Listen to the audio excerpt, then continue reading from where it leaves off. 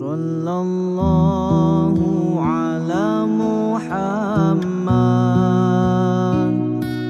Sallallahu alaihi. Assalamualaikum warahmatullahi wabarakatuh. Waalaikumsalam warahmatullahi Para wabarakatuh. jamaah dari kajian subuh online pada pagi hari ini, syukur alhamdulillah kami sampaikan kepada Allah Subhanahu wa taala. Kita panjatkan syukur alhamdulillah kepada Allah Subhanahu wa taala yang pada pagi hari ini kita masih bisa dan diberi waktu luang dan keluasan hati untuk mengikuti kajian pada pagi hari ini. Kajian subuh online pada hari ini adalah kajian yang ke-152 dan bertepatan dengan tanggal 15 Ramadan 1444 Hijriah. Pada pagi hari ini materi yang akan kita kaji adalah lanjutan dari materi yang KSU 151 yang disampaikan oleh Ustadz yang kami muliakan, Ustadz Doni Amir Sagaf. Assalamualaikum warahmatullahi wabarakatuh, Ustadz. Waalaikumsalam warahmatullahi wabarakatuh. Iya, Bu Eni. Terima kasih Pak Ustadz menyempatkan hadir dalam kajian rutin kami di KSO 152. Semoga majelis ini menjadi majelis yang dirahmati Allah Subhanahu wa taala. Pada pagi hari ini susunan acara yang akan kita laksanakan. Pertama adalah menyampaikan tilawah yang akan dibawakan oleh saudara kami Ibu Mufidah Elva Windayu dengan membacakan Quran Surat Ali Imran ayat 102 dan 103. Kita mulai, Bu Mufidah, monggo. Ya. Assalamualaikum warahmatullahi wabarakatuh, Pak Ustadz dan Waalaikumsalam warahmatullahi wabarakatuh. Iya, Bu. A'udzu billahi minasyaitonir rajim. Bismillahirrahmanirrahim. Ya ayyuhalladzina amanu taqullaha haqqa tuqatih wa la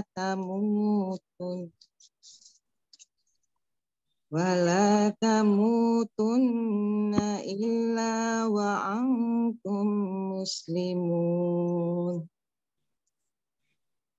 Wa'tasimu bihablillahi jami'an wa la tafarraqu. Wa la tafarraqu wadhkuru ni'matallahi 'alaikum idh kuntum a'da'an fa'alafa baina qulubikum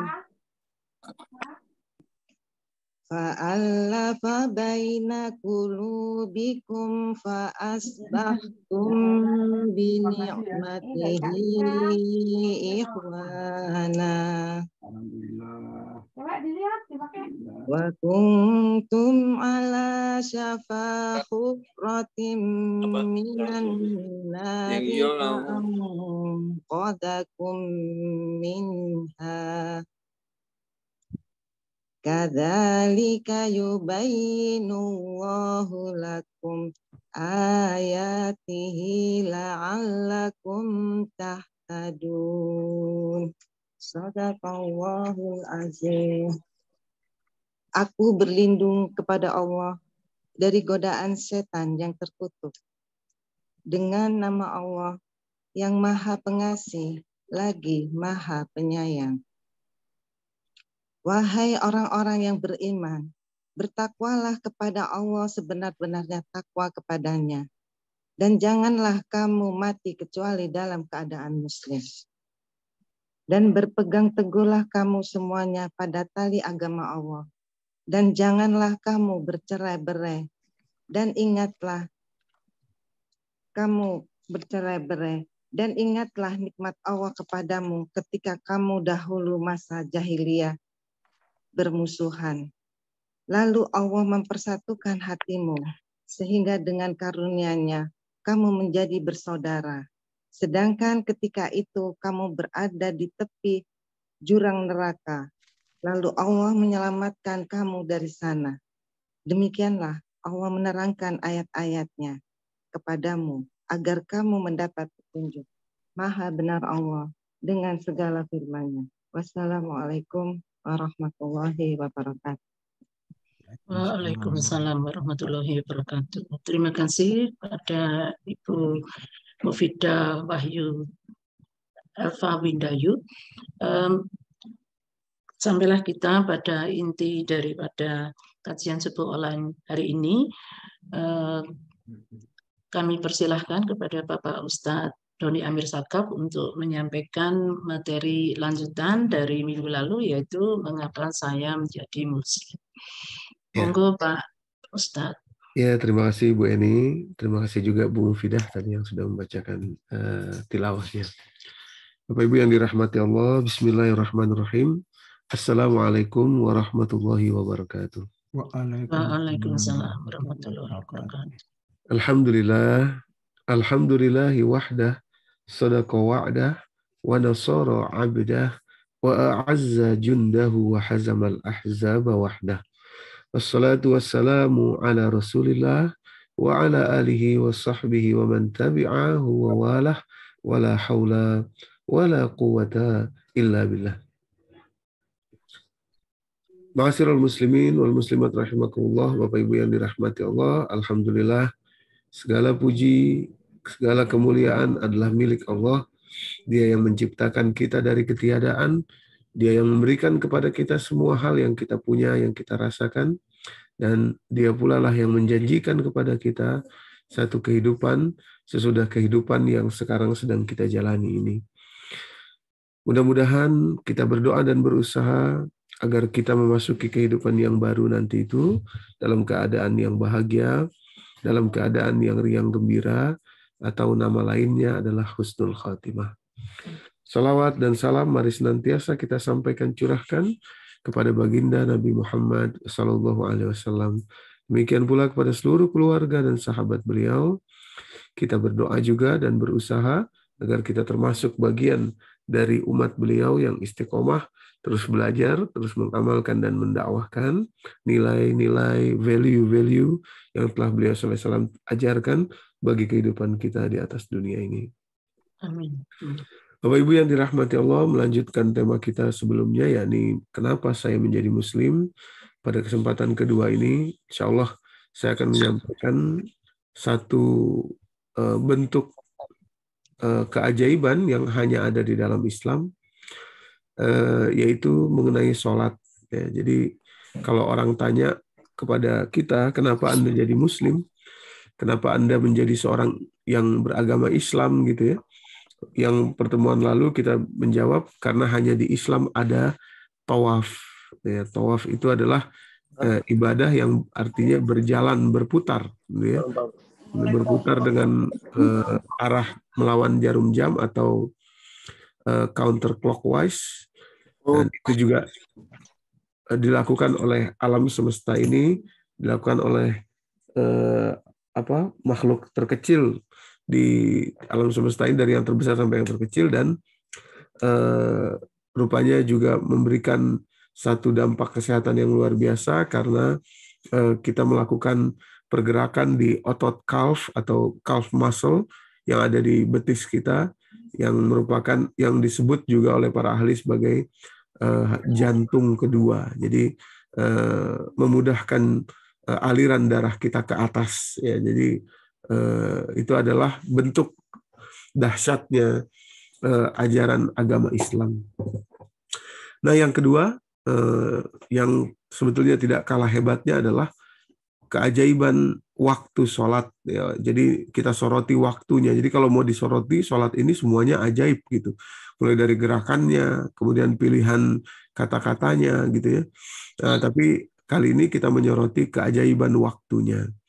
Jadi sekali lagi kalau orang tanya, kenapa kamu jadi Islam? Nah, jawabannya salah satu yang paling luar biasa adalah karena hanya di Islam ada the timing of sholat ini. Jadi keajaiban di balik waktu sholat. Bapak Ibu yang dirahmati Allah, sebetulnya kalau kita menyebut sholat gitu, sebetulnya arti sholat tuh apa sih gitu kan ya. Nah, orang sering keliru. Sholat itu adalah dari takbiratul ihram sampai salam. Nah, ini keliru nih. Dan ini harus kita perbaiki. Itu bukan sholat, Bapak Ibu. Itu adalah gerakan sholat. Awas ya, jangan keliru ya. Jadi kalau orang mengatakan, apa itu sholat? Sholat itu ya dari takbiratul ihram sampai salam. Sekali lagi, itu bukan sholat. Itu adalah gerakan sholat. Terus kalau ada orang tanya, sholat itu apa? Oh, sholat itu harus membaca Al-Fatihah. Loh, itu bukan sholat. Itu bacaannya sholat. Sama seperti Quran. Kalau orang tanya, Quran itu mana sih? Loh, terus orang nunjukin ini nih. Nah, maaf ya, saya tunjukin di kamera nih. Ini Quran. Loh, itu bukan Quran. Itu cetakannya Quran. Atau bahasa Arabnya, mushafnya Quran. Qurannya mana? Ya Qurannya itu yang dalam bacaannya itu. Isinya itu. Isi pemikirannya. Ya, isi renungannya, isi bahkan yang kita baca tadi Bu Mufidah membacakan itu apa? Itu bacaannya Quran. Itu Qurannya mana? Qurannya itu ya isi di dalam pemahaman itu. Gitu. Nah, jangan keliru nih kita nih. Jadi sholat itu apa sih? Nah, sholat itu sebetulnya Bapak Ibu yang dirahmati Allah, artinya adalah menyambungkan. Dari kata sila, ya, kita tahu ada kata-kata nih di layar saya tampilkan itu silaturrahim. Nah, itu akar katanya sama, ya. So, ya, lam dan tak marbutoh. Ya. Jadi silaturrahim itu menyambungkan rahim. Silatul ukhuwah menyambungkan ukhuwah, gitu ya. Nah, sholat gitu juga. Sholat itu menyambungkan, menyambungkan apa? Menyambungkan dua hal. Yang pertama secara makna spiritual, yaitu makna apa ya istilahnya hikmah atau hakiki, yaitu menyambungkan antara kita makhluk dengan kholik. Nah, kholik itu pencipta, makhluk itu yang dicipta. Jadi secara spiritual ya, secara jiwa gitu ya. Nah, yang kedua adalah menyambungkan atau mensinkronkan tubuh kita manusia ini, ya, tubuh ya, kalau yang pertama tadi bukan tubuh tapi jiwa ya. Nah, yang kedua menyambungkan tubuh kita manusia dengan apa? Dengan alam semesta ini. Ya, alam semesta itu maksudnya bagaimana? Yaitu maukut namanya Bapak Ibu. Ini ya, maukut. Maukut itu diambil dari kata waktu. Nih akar katanya waw, kof dan tak ya. Waktu, kemudian ketambahan mim menjadi maukut. Ya. Apa itu maukut? Maukut itu adalah tempat atau saat terproduksinya waktu.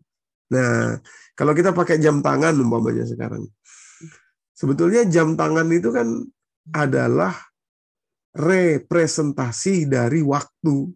Nah, gitu, bukan waktu dia itu, representasi dari waktu. Lah buktinya kalau jam tangan kita mati, rusak, waktu tetap jalan juga toh, gitu kan. Jadi itu representasi saja. Waktu itu mana? Waktu itu ukurannya adalah maukut. Nah, mana itu maukut? Nah, ini dia. Maaf. Nah, ini maukut ya, Bapak Ibu. Nah, maukut itu oleh Allah ditetapkan ada 3. Bapak Ibu, untuk sholat ya, maukut untuk sholat ada 3. Nanti maukut untuk bilangan yang lebih besar, umpamanya 1 tahun menentukan bulan Ramadan, menentukan bulan Syawal, itu pakai maukut juga, mawakit. Maukutnya mana bulan Ramadan? Yaitu hilal. Ya, makanya ada ru'yatul hilal, melihat hilal. Apakah sudah masuk Ramadan apa belum? Nanti juga gitu, mau Syawal gitu ya, Lebaran. Apakah sudah masuk Syawal atau belum? Itu ditentukan dari maukut, dari waktu tadi ya. Nah, maukut untuk sholat dalam hal ini Allah tentukan ada 3. Quran surat ke-17 ayat 78. Jadi pelan-pelan ya, sholat adalah menyambungkan Saya ulangi sedikit ya. Sholat itu, kalau ada yang mengatakan sholat adalah dari takbiratul ihram sampai salam. Loh, itu bukan sholat, itu gerakan sholat. Nah, kemudian mengatakan sholat itu membaca Al-Fatihah, membaca ini, membaca itu bacaannya sholat. Nah, sholat itu sendiri apa? Sholat itu sendiri adalah menyambungkan. Menyambungkan apa? Dua maknanya. Pertama, menyambungkan secara spiritual, secara jiwa antara kita, makhluk, dan Khalik. Dan yang kedua, menyambungkan tubuh kita. Ya, loh, kenapa tubuh? Nah ini, sekarang kita masuk. Menyambungkan tubuh kita dengan maukut alam semesta ini. Maukut yang Allah pilih itu ada 3 di alam semesta, Bapak Ibu. Surat 17 ayat 78. Untuk sholat ya, sholat itu kan harian. Kalau tadi misalkan yang lain-lain itu nggak harian, Ramadan tahunan, Syawal tahunan, kemudian juga haji tahunan, pakai maukut juga tuh, pakai waktu juga, tapi tahunan. Yang harian cuma sholat. Ya, yang harian cuma sholat. Dalam hal puasa Ramadan tentu saja harian, tapi itu kan dalam setiap tahun saja. Oke, kalimat Allah gini, aqimis sholat. Dirikanlah sholat. Liduluki syamsi, yang pertama syamsun, syamsi, atau bulan, matahari maksud saya. Kok bulan? Matahari. Nah, ini kan waktu ini, matahari ini. Jadi jam tangan kita tuh hanya representasi saja sebetulnya dari waktu itu, dari pergerakan matahari.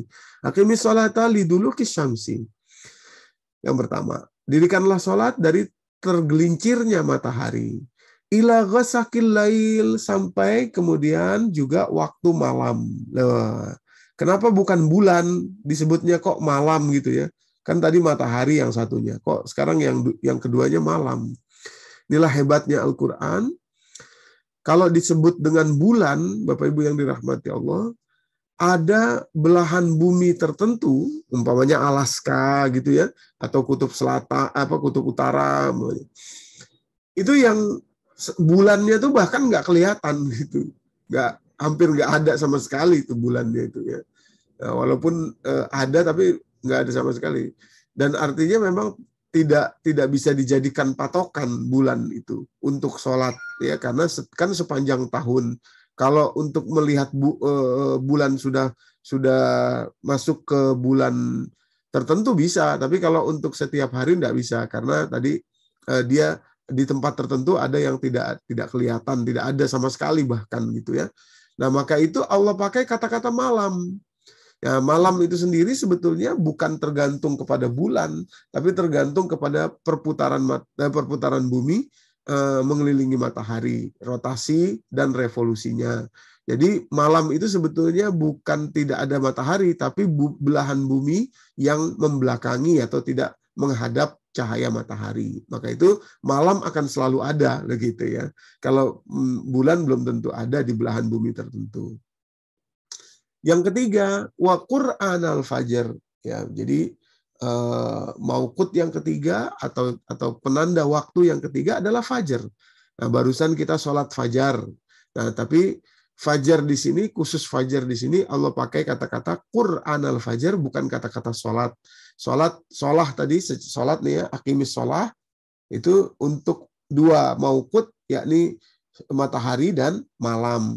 Khusus fajar Allah ganti kata-katanya dengan Qur'an al-fajr. Kenapa begitu? Nanti kita bahas di ujung. Nah, jadi fajar itu memiliki kekhususan sendiri karena menggunakan kata-kata Qur'an al-fajr, bukan kata-kata aqimis shalah. Oke, Bapak Ibu. Nah, 3 penanda waktu ini disambungkan atau disinkronkan. Nah, ini sholat, makanya maknanya sholat ya. Disinkronkan tadi matahari, malam, ya, kemudian fajar. Disinkronkan kepada kita. Di dalam tubuh kita ada juga yang namanya maukut. Ya, maka itu disinkronkan. Ya, seperti misalkan kalau kita berangkat umroh, ya, kita ini kan orang Indonesia, sholat subuhnya jam 4 lewat berapa ini kalau di Jakarta ini jam 4 lewat 40 umpama ya. Jam 4 lewat 40. Tapi kalau kita berangkat umroh, walaupun kita orang Indonesia, tiba-tiba kita mengikuti waktu sholatnya Arab Saudi. Padahal KTP kita KTP Indonesia gitu. Kenapa? Karena kita sudah membawa tubuh kita ini yang di dalamnya ada maukut, membawa tubuh kita ke Arab Saudi. Nah, jadi ngikut waktu Arab Saudi. Nah, inilah sinkronisasi. Inilah disambungkannya itu antara maukut yang ada di alam semesta ini dan maukut yang ada di dalam tubuh kita. Ini namanya sholat, Bapak Ibu. Nah, itu sholat. Ya, sinkronisator atau penyambung, ya, synchronizer. Tadi maukut di luar tubuh ada 3 ya. Di dalam tubuh apa namanya? Inilah yang diketahui, yang sekarang diketahui lewat ilmu kronobiologi. Krono itu artinya jam, biologi itu tubuh. Jadi jam di dalam tubuh. Ya, ini cabang ilmu di neuroscience, ya. Jadi mempelajari jam di dalam tubuh kita. Jam di dalam tubuh kita nama lainnya adalah circadian rhythm, perputaran ritme tubuh setiap 24 jam. Jadi di dalam tubuh kita ini ada bagian yang namanya adalah suprachiasmatic nucleus, yaitu berada di bawah bagian otak hipotalamus kita, Bapak Ibu yang dirahmati Allah. Nah, dia inilah yang menjadi jam atau yang menjadi maukut, nah, di dalam tubuh kita, yaitu gambarnya tuh di layar. Jadi di bawah hipotalamus, bagian otak hipotalamus, jadi masuknya cahaya matahari ke dalam diri kita, baik dari hypothalamic pathway, istilahnya ini yang biru ini jalur hipotalamus, ataupun dari kulit kita. Nah, itu masuk ke dalam bagian otak kecil namanya suprachiasmatic nucleus atau disingkat dengan SCN. SCN itu berisi ribuan neuron yang menjadi jam biologis. Kenapa dia disebut jam biologis? Karena dia mengabarkan kepada seluruh sel di dalam tubuh kita tentang waktu. Nah, itu ya. Makanya orang kalau terbang umpamanya dari Indonesia ke Amerika umpamanya, ya 20 sekian jam itu dia terbang itu. Sampai Amerika, dia di sana malam, ya sudah malam di Amerika umpamanya, tapi dia nggak bisa tidur itu, nggak bisa terlelap tidur. Kenapa? Ya karena jam biologisnya masih ngikut jam Indonesia. Karena jam biologisnya yang ada di suprachiasmatic di bawah hipotalamus tadi belum di reset, ya belum diubah gitu. Maka seluruh fungsi sel-sel di dalam tubuhnya juga belum diubah. Jadi umpamanya dia nggak bisa tidur. Kemudian juga maaf ya, nanti di pagi hari biasanya kan usus besar itu bekerja, kita ya buang hajat gitu ya. Nah, karena suprachiasmatiknya belum diriset, maka usus besar juga nggak bisa bekerja karena masih keliru dengan waktunya gitu, masih pakai waktu lama. Oleh karenanya orang kalau ingin meriset itu maksudnya menekan ulang gitu, karena ini kan sekarang kita bisa terbang cepat. Kalau jalan darat Bapak Ibu nggak ada masalah tuh, suprachiasmatiknya ngikuti gitu ya, ngikuti perjalanan gitu ya, pelan-pelan dia berubahnya. Tapi karena tahu-tahu dalam 21 jam harus berubah gitu, nah itu di situ perlu ada riset atau dipencet ulang gitu suprachiasmatic nucleusnya. Pakai apa? Pakai sebuah substance yang namanya adalah melatonin. Nah, melatonin itu memang adalah hormon ya yang sebetulnya secara alamiah diproduksi oleh tubuh kita ya lewat kelenjar pituitari di bawah hipotalamus juga, ya, itu memproduksi secara alami, tapi bisa diambil dari tumbuhan dan beberapa protein lainnya di luar tubuh kita untuk kita masukkan secara paksa, dalam hal ini secara tidak natural untuk memberikan informasi kepada suprachiasmatic nucleus bahwa sudah waktunya tidur. Nah, gitu. Nama lainnya adalah obat tidur melatonin itu Bapak Ibu ya. Nah, jadi dia tidur, akhirnya suprachiasmatic, sudah waktunya tidur ini loh. Kemudian dia mengabarkan kepada seluruh sel bahwa ini waktunya tidur. Nah, gitu. Jadi inilah sinkronisasi. Nah, inilah maukut ya. Jadi di dalam tubuh kita maukutnya adalah suprachiasmatic nucleus istilahnya ya. Jadi nggak usah kita pusingin istilahnya. Yang penting kita tahu bahwa di di dalam tubuh, di kepala kita ini, di bawah hipotalamus itu ada jamnya juga gitu ya. Nah, jam itulah yang bekerja mengatur semua sel dalam tubuh kita. Nah, sekarang gini Bapak Ibu. Jadi dari sini kita paham bahwa sholat itu adalah sinkronisator. Tadi ya, sinkronisator. Kepada jiwa dan kepada tubuh. Nah, yang kita akan soroti ini tubuhnya. Kalau jiwanya mungkin tidak kita soroti hari ini. Jadi kita menyoroti keajaiban kenapa kok sholat itu mesti ada jamnya tersendiri gitu loh. Kenapa nggak bisa dirapel saja nanti weekend sekalian lah sholat kan enak gitu. Jadi nggak ngerepotin gitu loh. Kalau sekarang kan ya terus terang sholat itu kan kalau dilihat dari awam saja ya, kan ngerepotin banget. Subuh-subuh orang masih pada tidur, kita suruh bangun sholat. Nanti tengah hari orang lagi kerja gitu, kita sholat. Masuk waktu sholat. Terus nanti sore-sore sholat lagi gitu. Nanti maghrib sholat lagi, isya sholat lagi. Apa nggak bisa sekalian nanti di weekend gitu. Umpamanya 5 kali sholat sehari kali 5 menit, 25 menit. Nah, ya sudah 25 menit kali 7 nanti itu di ujung di hari Minggu umpamanya gitu ya. Mungkin 3 jam gitu. Nggak bisa gitu. Kenapa? Karena waktunya ya mesti di situ. Karena ini sinkronisator kepada tubuh kita. Nah, tahun 2017 Bapak Ibu, ini 3 orang ini dapat hadiah Nobel nih. Ya, dapat hadiah Nobel karena meneliti tadi kronobiologi tadi jam di dalam tubuh, atau nama lainnya adalah circadian rhythm, ritme sirkadian, ritme harian 24 jam tubuh kita ini. Jadi tadi karena suprachiasmatic nucleus itu SCN itu jam, seperti jam, bertindaknya seperti jam, maka dia mengatur tuh semua sel dalam tubuh kita. Gitu. Semua sel tubuh kita dia atur. Kalau itu rusak Bapak Ibu, rusak semua tubuh kita ini. Ya tadi seperti orang jet lag gitu ya, terbang dari Amerika umpama Eropa gitu yang lebih dari 20 jam gitu. Nah, sudah jet lag itu dia. Nah, sudah nggak karuan. Nanti tubuhnya juga nggak karuan gitu.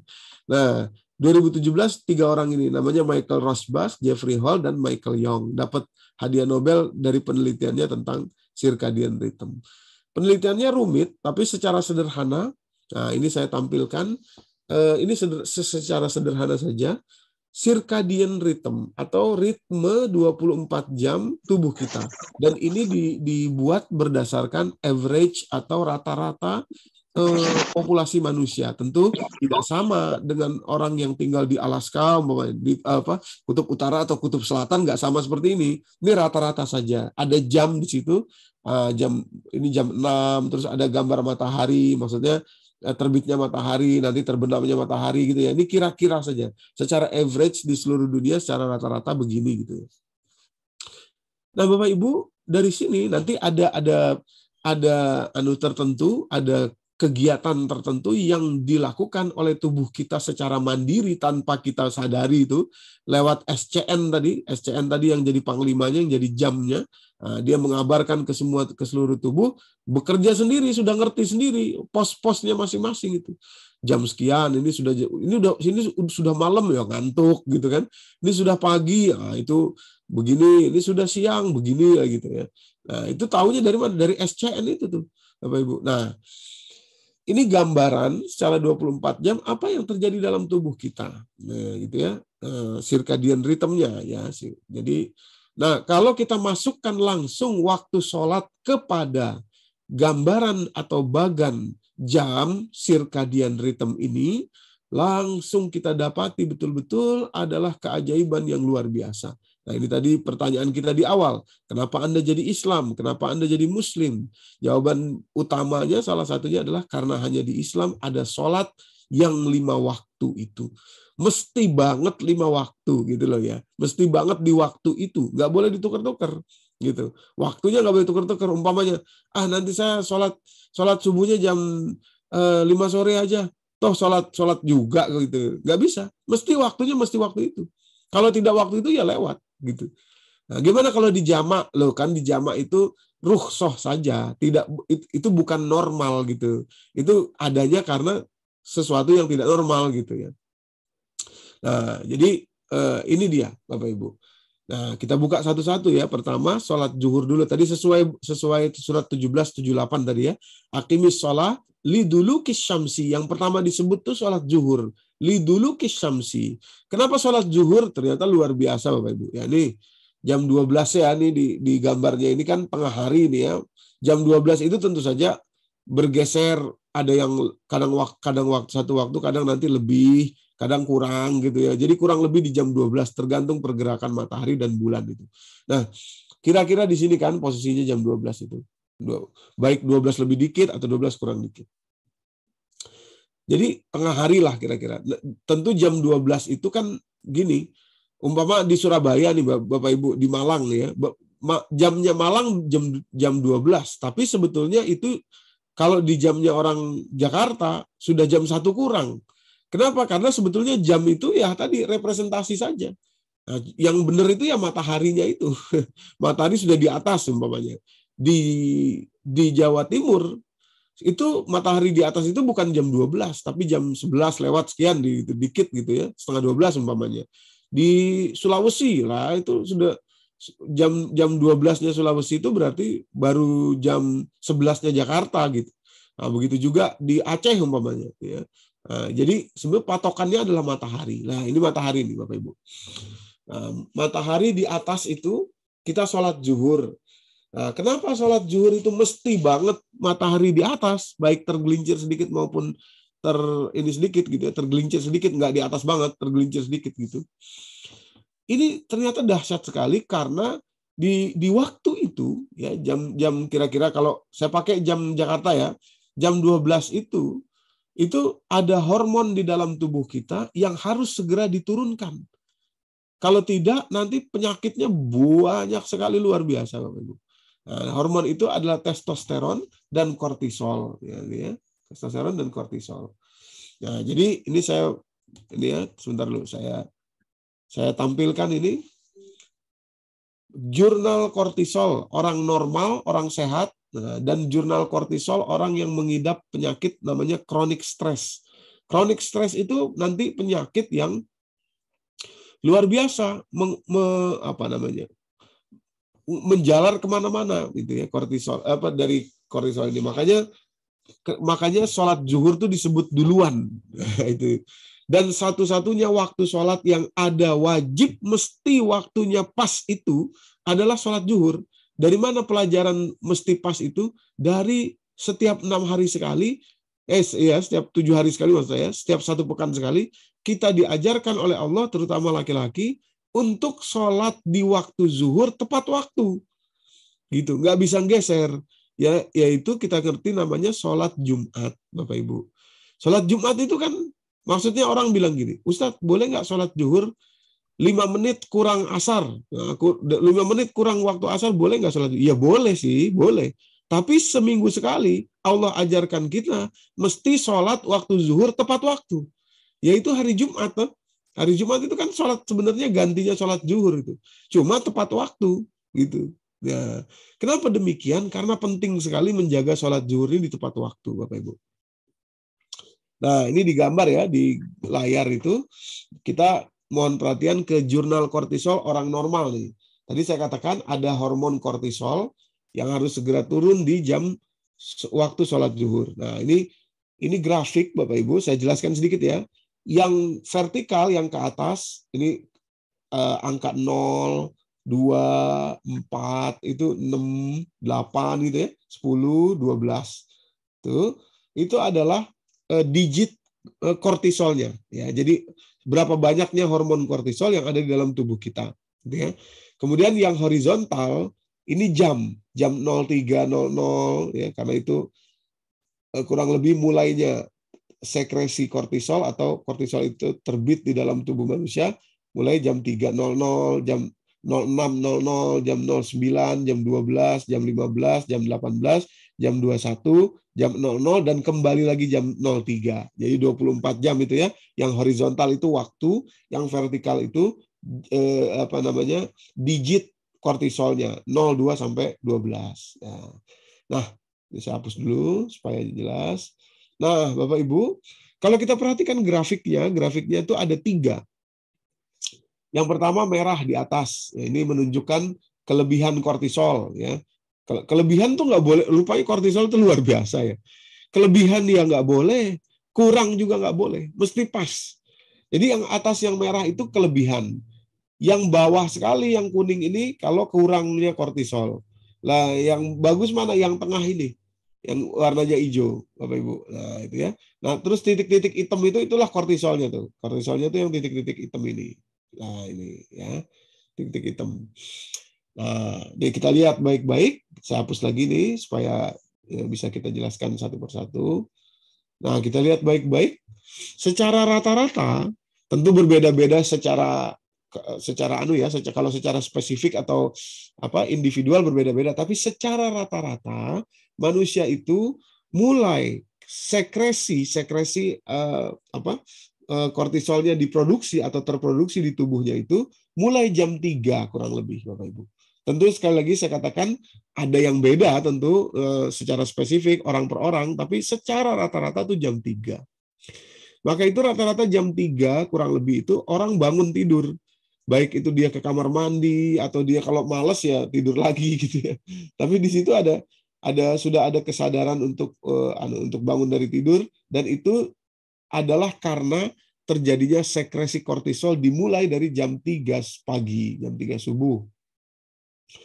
Nah, tentu kalau dia umpamanya tidurnya kemalaman, melatoninnya masih terproduksi banyak, ya bablas gitu ya. Tapi yang jelas kalau sehat itu jam 3 pagi. Nanti puncaknya kortisol kalau orangnya sehat terjadi mulai jam 6 pagi. Ini Bapak Ibu, nih saya tarik garis ke bawah ya. Nah, ini kalau orang sehat tuh puncaknya kortisol terjadi jam 6 pagi. Jam 6 pagi. Kalau kita perhatikan jam 6 pagi itu, ini secara rata-rata ya, itu adalah waktu sholat syuruk atau sholat isyrok. Wah, itu ya. Nanti makanya bagus sekali kita sholat syuruk atau sholat isyrok itu. Tentu jam 6 secara rata-rata saja. Jam 6 pagi sudah mulai kortisol itu tinggi sekali. Nah, terus masih tetap tinggi sampai kira-kira jam 9. Nah, jadi jam 6 terus sampai jam 9 tinggi kortisolnya. Ya, kira-kira ada di poin jam 6 tadi ada di poin 7,5 sini ya. Ini tarik garis horizontal 7,5. Nah, terus sampai jam kira-kira jam 9 itu masih di 7,5. Nah, ini ya. Sampai jam 9 masih 7,5. Nah, terus menurun, yes.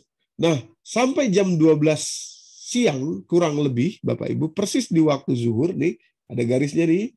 Ya, saya tarik ke bawah ya, ini garisnya dari kortisol ini. Jam 12 siang kurang lebih ya.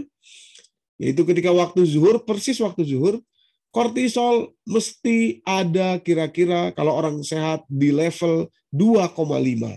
Nah, sini. Tarik garis horizontal untuk nunjukin itu angkanya 2,5. Nah, kortisolnya di situ. Orang sehat gitu ya. Jam 12 adanya di 2,5. Nah, disinilah butuhnya kita sholat, Bapak Ibu. Ya, mulai dari wudhunya saja sudah mendinginkan syaraf-syaraf kita, baik syaraf periferal, syaraf tepi yang ada di tangan, di kaki, dan juga syaraf pusat yang ada di kepala. Wajah itu masih periferal, nah, kepala itu adalah syaraf pusat yang terhubung langsung kepada tulang belakang kita, lumbar tulang belakang kita. Jadi syaraf itu ada 2, syaraf pusat dari kepala sampai tulang belakang, dan syaraf tepi atau syaraf periferal. Nah, itu sisanya tuh, dan ujung-ujungnya di kaki, tangan, dan wajah. Itu kan diwudui semua itu. Ya, wudhu itu kan mendinginkan itu. Jadi menurunkan kortisol secara drastis langsung. Nah, setelah itu kita sholat. Nah, rukunya itu meluruskan lumbar atau buku-buku tulang belakang itu. Ya, makanya rukunya mesti lurus, mesti sempurna, dan juga mesti tumak ninah. Jadi kalau cepat-cepat ya nggak dapat.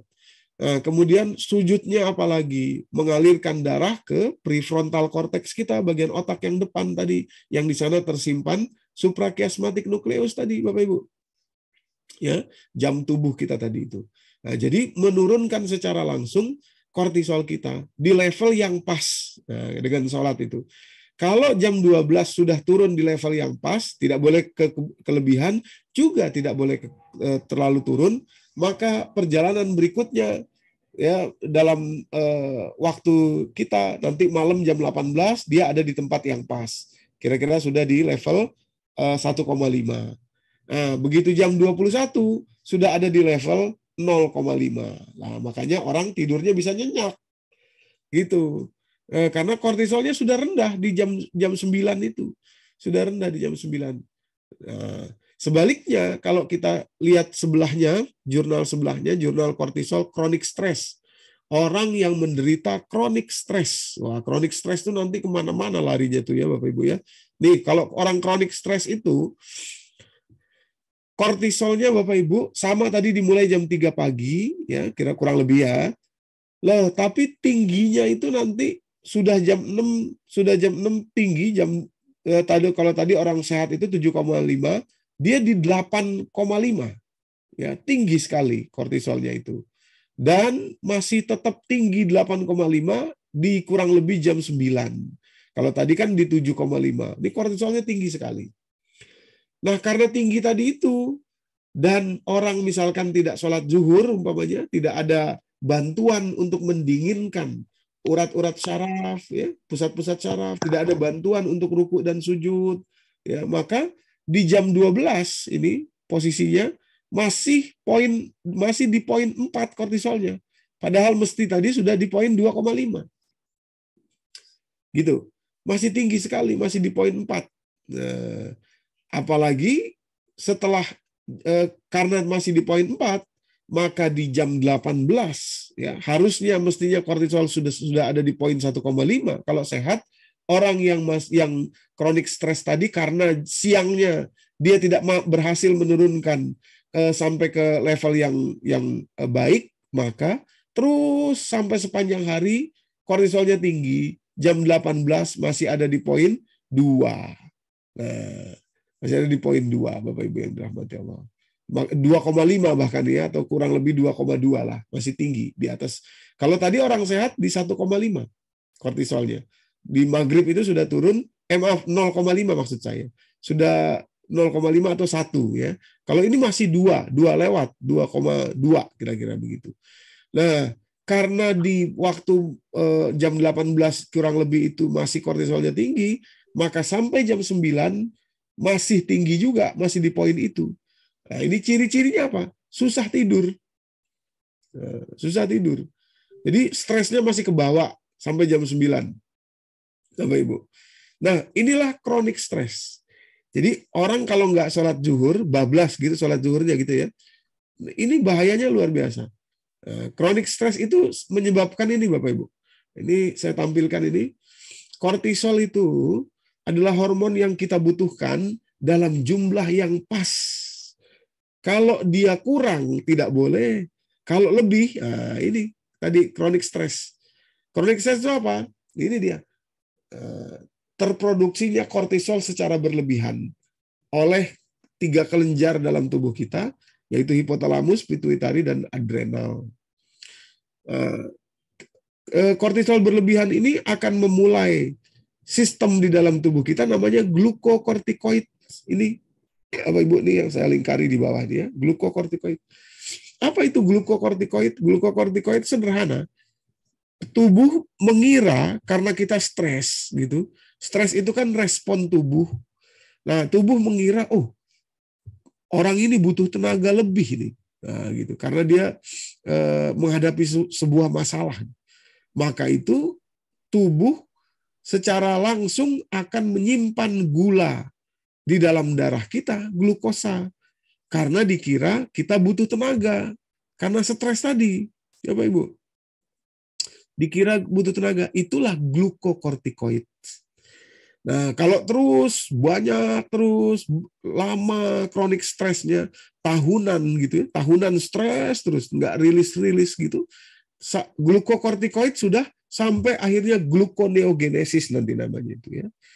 Gluconeogenesis. Apa gluconeogenesis itu? Yaitu tubuh ini bahkan mengubah protein yang harusnya jadi protein, bukan hanya glukosa ya, tapi protein juga dia ubah jadi gula. Ya, gitu. Diubah jadi gula. Maka itu nanti insulinnya tidak sanggup lagi untuk merespon masuknya glukosa untuk mengubah jadi energi karena saking banyaknya gula yang tertimbun di dalam darah, mulai dari glukokortikoid sampai gluconeogenesis gitu. Ya, itulah stres, kronik stres. Pikiran terus, stres terus gitu ya. Sepanjang hari, sepanjang bulan, sepanjang tahun, dan kalau terjadi berpuluh-puluh tahun, bertahun-tahun, nah itulah glukokortikoid dan gluconeogenesis. Ya, ujungnya ujungnya diabetes tipe 1, tipe 2. Awalnya itu awal itu diabetes itu. Nanti kemana-mana larinya, yang lain lagi. Salah satu yang langsung itu adalah ditekannya imun sistem tubuh kita oleh gula tadi, Bapak Ibu. Oleh kortisol tadi. Ini. Nah, dia gambar di layar sebelahnya itu. Imun sistem itu ditekan sama dia, sama kelenjar adrenal itu. Dari kelenjar adrenal keluar kortisol. Kortisol itu menekan imun sistem. Kenapa? Karena dipikir tubuh ini membutuhkan emergensi. Maka tadi gula ditumpuk, terus tahap kedua imun sistem ditekan. Itu dimulai dari mana? Kelihatannya itu. Dimulai pertama dari menekan sistem tubuh yang dianggap tidak terlalu penting atau bisa ditunda oleh tubuh ini. Ya, salah satunya adalah sistem pencernaan. Jadi orang kalau stres itu sistem pencernaannya terganggu. Ya. Apakah terganggunya dua? Apakah susah ke belakang atau terlalu lancar gitu ya. Itu stres itu, Bapak Ibu. Nah, itu karena sistem pencernaan ditekan oleh kortisol tadi itu. Ya, dianggap tubuh ini sedang membutuhkan emergensi, jadi dialihkan energinya kepada stres dulu. Nanti di ujung-ujung di tangan, di kaki itu dikirimkan gula yang glukosa, maksud saya, bukan glukosa yang banyak ya, glikogen ya, kemudian menjadi glukosa. Nah, Bapak Ibu, kembali lagi ke jurnal kortisol. Inilah kalau orang kronik stres. Ya, maka itu bahaya betul orang nggak sholat zuhur.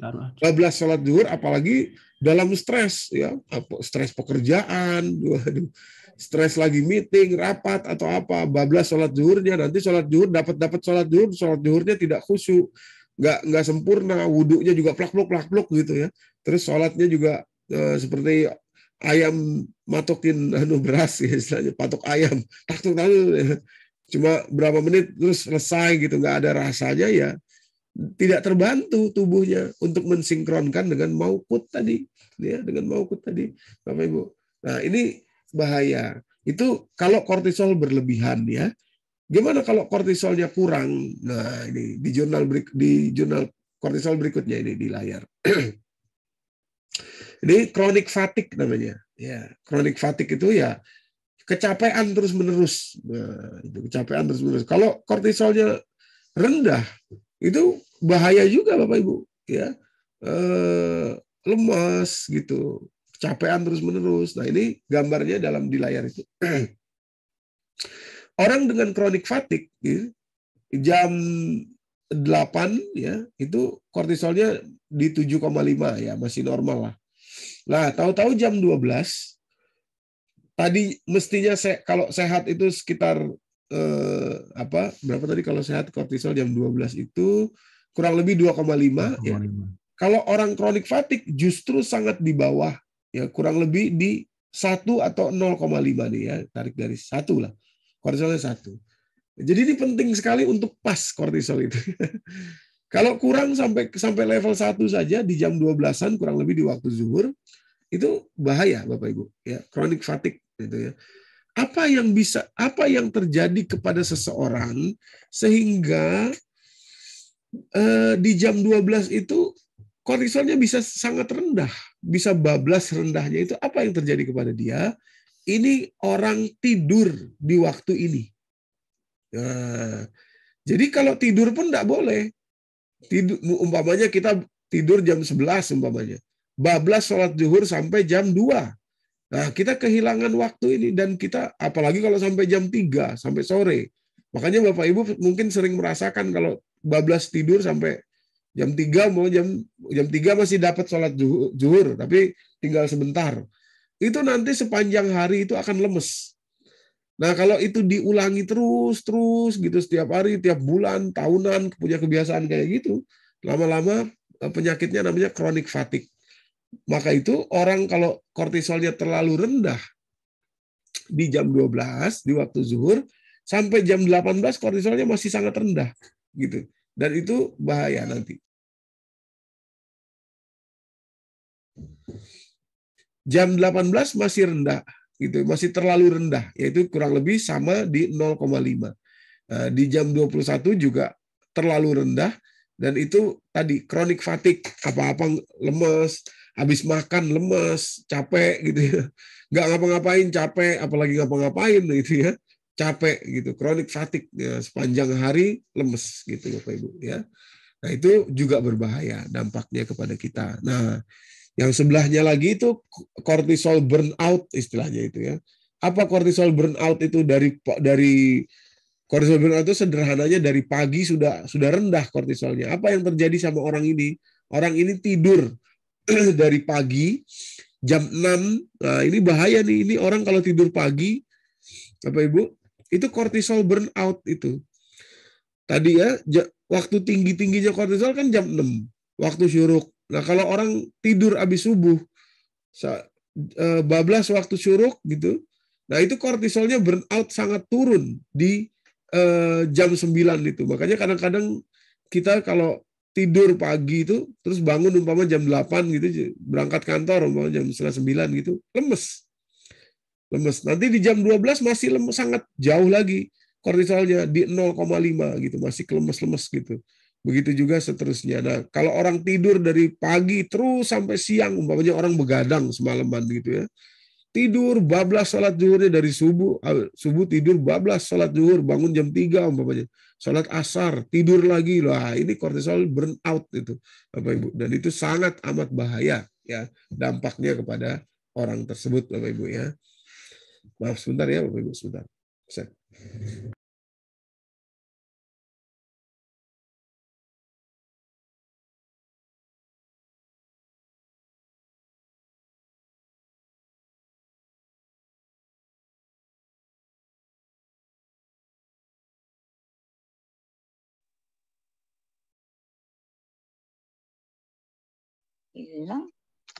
Oke, kita lanjut lagi Bapak Ibu. Jadi inilah jurnal kortisol. Jadi penentunya itu memang ada di jam 12 gitu ya. Maka itu kalimat Allah di surat 17 ayat 78 tadi, aqimis sholata liduluki syamsi. Yang pertama disebut adalah sholat zuhur. Dirikanlah sholat dari tergelincirnya matahari. Lah itu ya. Jadi hitungan pertamanya itu dari sholat zuhur. Ya, kenapa? Karena itu tadi ya, dan juga hanya waktu sholat zuhur lah ada kewajiban untuk semacam kewajiban tersirat untuk tepat waktu, yaitu sholat Jumat ya. Oke, sholat zuhur sudah. Sekarang kita kembali lagi ke bagannya tadi, yaitu maaf, sholat zuhur. Nah ini sudah. Sekarang sholat asar, Bapak Ibu. Terus juga kalau kita perhatikan ya, sholat zuhur adalah sholat yang paling banyak sholat sunnah rawatibnya. Nah itu ya. Kalau kita mengikuti hadis yang salah satu hadis yang atau mazhab ya, ada 8 totalnya itu. Qobliyahnya 4, ba'diyahnya 4. Nah gitu ya. Atau kalau yang mengikuti mazhab yang lain ya 4, 2 qobliyah, 2 ba'diyah gitu. Kalau asar hanya qobliyahnya saja gitu ya. Baik Bapak Ibu. Jadi jumlah rokaat ininya rawatibnya paling banyak. Begitu juga kita tahu ada tidur yang sunnah namanya qailullah. Nah itu qailullah itu ada 2 tuh pendapat qailullah itu, yaitu kurang lebih 45 atau 60 menit sebelum azan zuhur, belum sholat zuhur, dan atau 45 atau 60 menit setelah zuhur. Tapi juga nggak kebanyakan gitu ya. Jadi jangan tidur qailullah sampai tidur qailullah 2 jam, bukan gitu ya. Itu bablas. Ya, itu hanya 45-60 menit. Nah, yang mengamalkan itu orang Jepang tuh Bapak Ibu. Orang Jepang itu ada buku bagus judulnya The Miracle of Enzyme itu ya. Itu orang Jepang tuh punya kebiasaan napping, tidur siang, dan itu hanya 30 menit saja. 15 menit, 20 menit, 30 menit gitu ya. Nah, itu sebetulnya kebiasaan kita kaum muslimin namanya tidur qailullah. Ya. Kenapa tidak boleh lebih, tidak boleh sampai bablas? Karena nih kalau kita perhatikan di circadian rhythm ya, kembali ke sini, jam 14.30 kurang lebih dalam tubuh kita itu terjadi best coordination, koordinasi terbaik seluruh tubuh antara otak, organ dalam tubuh, organ luar, itu koordinasi terbaiknya jam 14.30. Jadi kalau kita tidur siang, qailullah umpamanya habis sholat zuhur, makan, terus tidur umpamanya gitu ya, atau makannya sudah sebelum zuhur umpamanya gitu, terus tidur, nah pastikan jam 14 kurang lebih itu kita sudah bangun. Jam 14 kurang lebih kita sudah bangun. Karena apa? Nanti jam 14.30 terjadi koordinasi terbaik di dalam tubuh kita. Kecuali ya kalau ngantuk banget terus bablas ya. Sekali waktu nggak apa-apa. Tapi istilahnya merujuk pada yang ideal, kebaikan yang idealnya, jam 14.30 itu koordinasi terbaik. Nah, terus jam 15.30 kurang lebih itu sholat asar. Kenapa waktunya di situ? Nah, di 15.30 ini Bapak Ibu, nih di sini nih saya lingkari di layar. 15.30 tadi, 15.30 ini waktu sholat asar ini adalah reaksi tercepat dari seluruh organ tubuh kita, yaitu pada waktu sholat asar. Reaksi tercepat tubuh. Jadi organ dalam, bagian-bagian otak, itu yang paling cepat itu di asar, waktu asar itu. Nah, ini ya 15.30 itu. Nah, maka itu kalau orang sampai tidur siang, bablas sholat asarnya, bahaya sekali. Karena organ tubuh kita yang tadinya kok harusnya bekerja dengan koordinasi paling bagus dan paling cepat, terus malah dipakai tidur. Nah, itu kan istilahnya mematikan, ya, mematikan. Jadi bayangin aja kalau kita umpamanya lagi lari, kita bawa mobil kencang, tahu-tahu dimatikan di tengah jalan. Pokoknya lagi kencang 120 km per jam, tahu-tahu dimatiin, wah kan rusak gitu.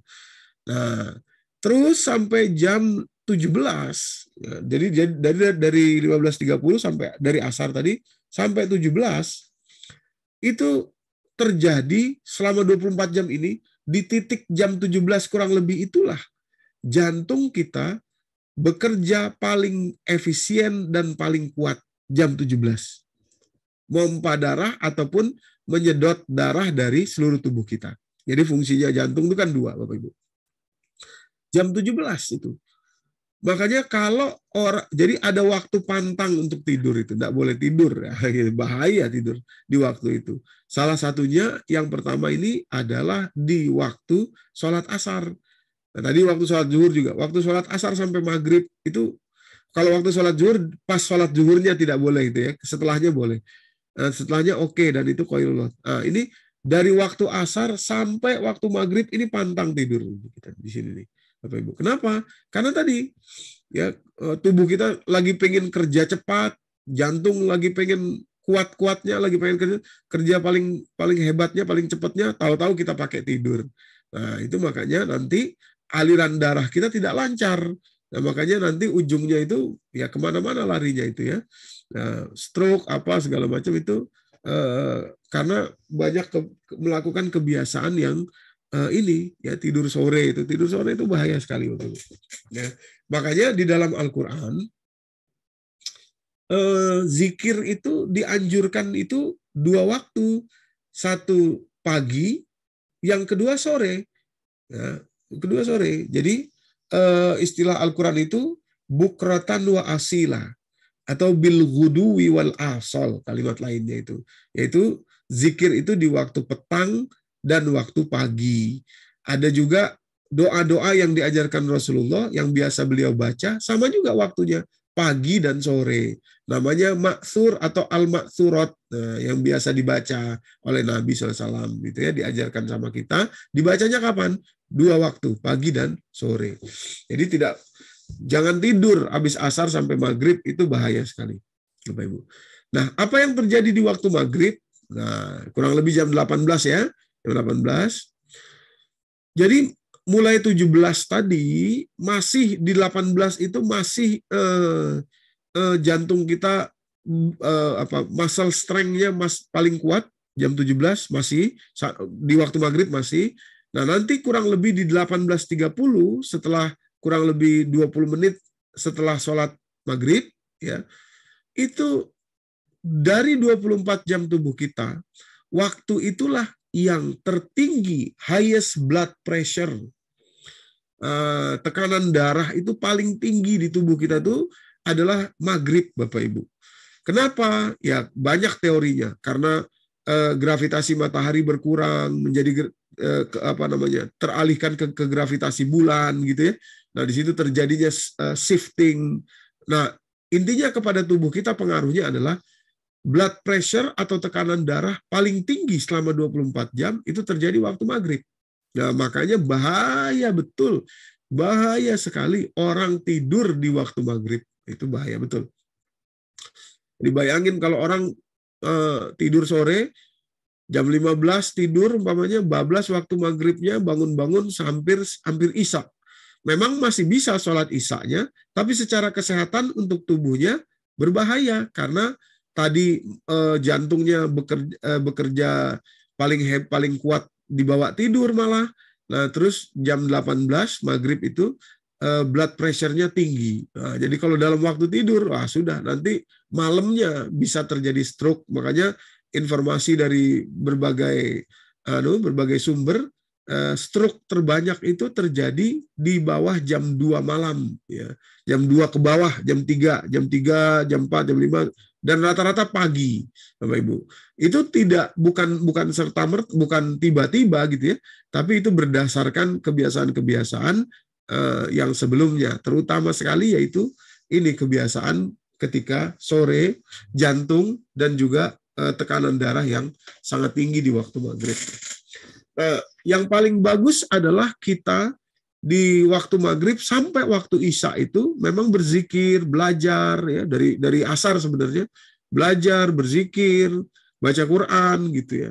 Sampai waktu isya jam 19 kurang lebih. Nah, ini waktu isya sekarang ya, jam 19. Waktu isya itu jam 19, kenapa mesti sholat di waktu ini?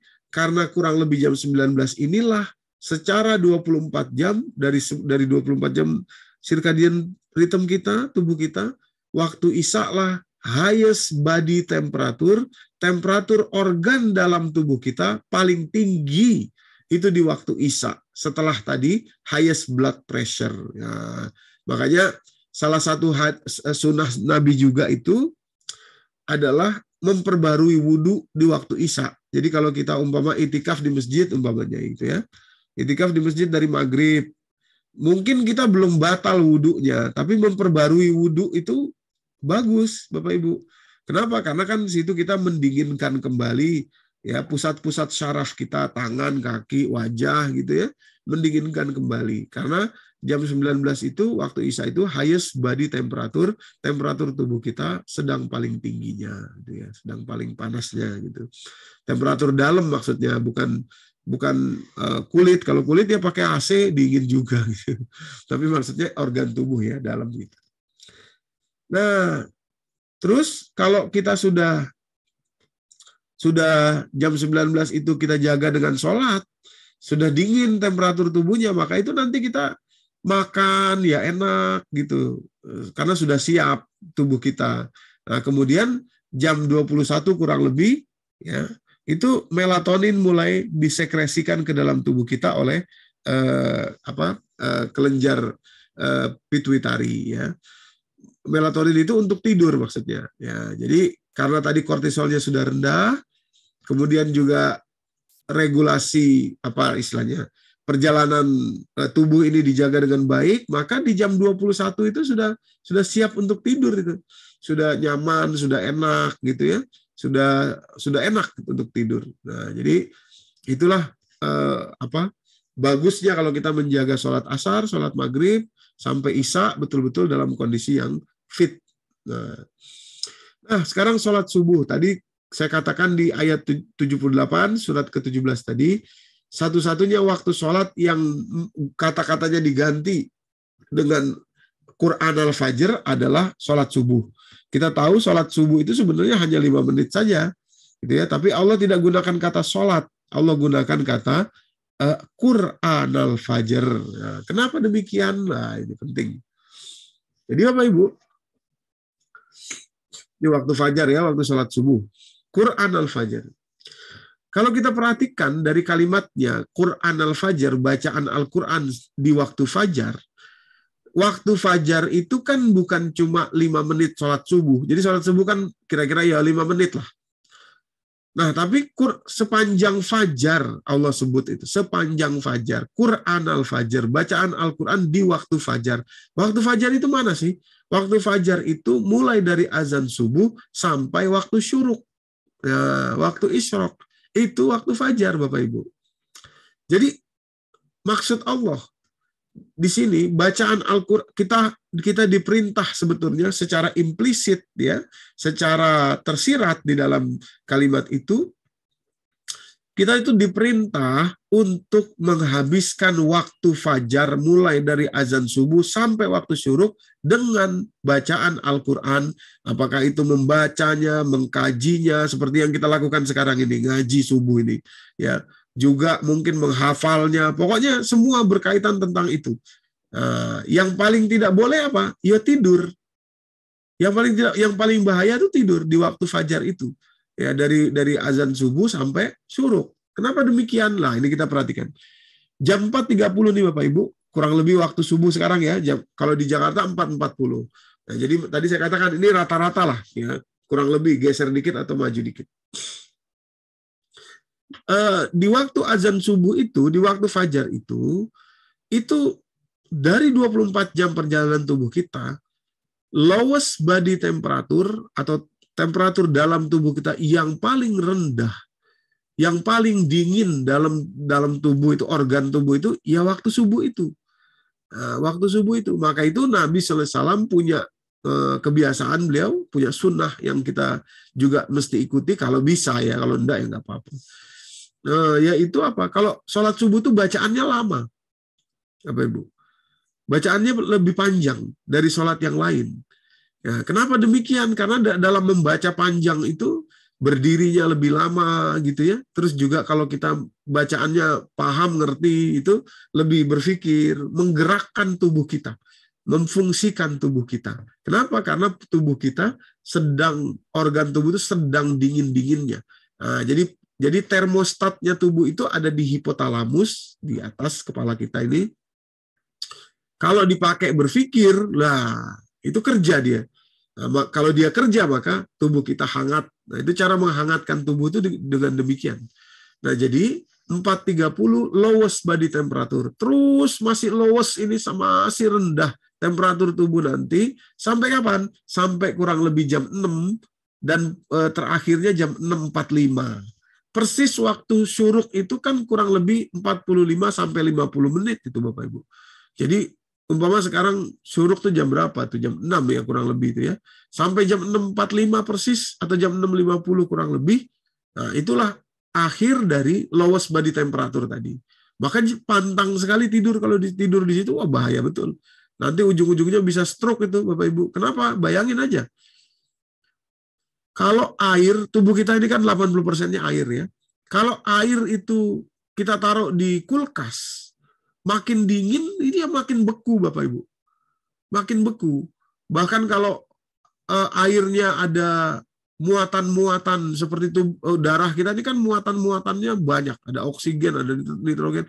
Itu kayak santan aja. Santan kalau kita dinginin, wah, itu. Nanti lama-lama jadi kelihatan misah itu ininya ya, antara patinya, sari patinya dengan cairannya.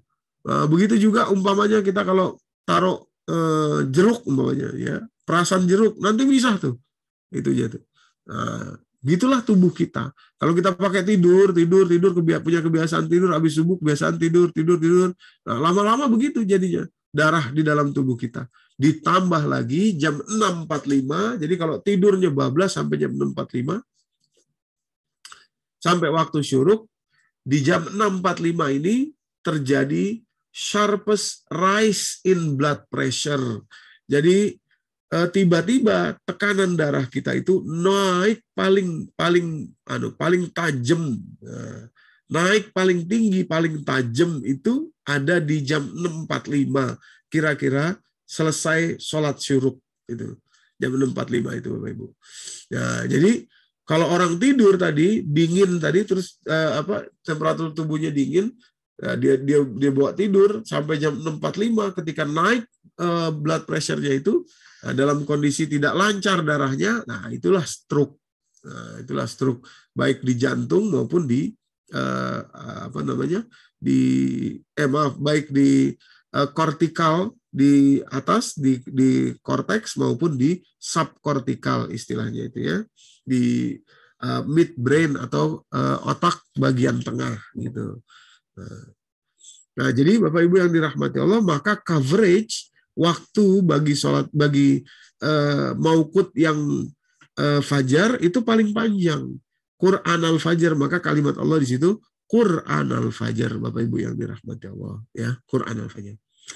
Oke, jadi Bapak Ibu yang dirahmati Allah, inilah hebatnya waktu sholat. Ya, luar biasanya waktu sholat itu begini. Jadi dari sini kita paham bahwa pasti yang mensyariatkan sholat kepada kita adalah Dia juga, Tuhan semesta alam ini yang menciptakan kita. Kenapa? Wah, Dia sampai tahu yang sedetail-detail ini tentang hidup kita, tentang tubuh kita, tentang alam semesta, tentang maukut tadi yang harus sinkron antara kita, matahari, malam, dan fajar gitu ya. Waktunya ditetapkan jamnya segitu, pastilah syariat ini yang paling benar. Nah, gitu. Kalau nggak mungkin dia sampai tahu segitu detailnya tentang kita, segitu detailnya tentang perjalanan tubuh kita, ya, segitu baiknya kepada kita mensyariatkan ini. Makanya itu sholat itu sebetulnya bukan kewajiban itu, tapi kebutuhan. Ya. Kata-kata aqimis sholah itu adalah dirikanlah sholat itu untuk kebutuhan kalian sendiri, kita sendiri manusia. Bayangin tadi kalau kita acak-acak itu waktunya sholat ini, yang nggak boleh tidur kita pakai tidur, wah, yang rusak tubuh kita sendiri. Ya, yang rusak tubuh. Makanya kadang-kadang orang, maaf ya, kalau ini sering menggunakan kata qadarullah. Qadarullah, saya sakit nih Ustadz. Loh, lihat dulu, jangan-jangan itu bukan qadarullah. Jangan-jangan kebiasaan kita sendiri yang nyalahi qadarullah gitu. Qadarullah itu ya ini. Qadar ininya Allah, ketentuan Allah ini. Nah, mungkin karena tidak ngerti, nah inilah kita harus jelaskan. Inilah kebanggaan kita. Saya kalau ditanya orang, kenapa Anda Islam, Doni? Ya, bangga sekali saya mengatakan bahwa hanya di Islam lah adanya waktu sholat begini. Gitu. Kalau di tempat lain tidak ada waktu sholat yang dijaga seperti ini. Memang kelihatannya ngerepotin, tapi itulah sebetulnya yang menjaga kesehatan tubuh kita.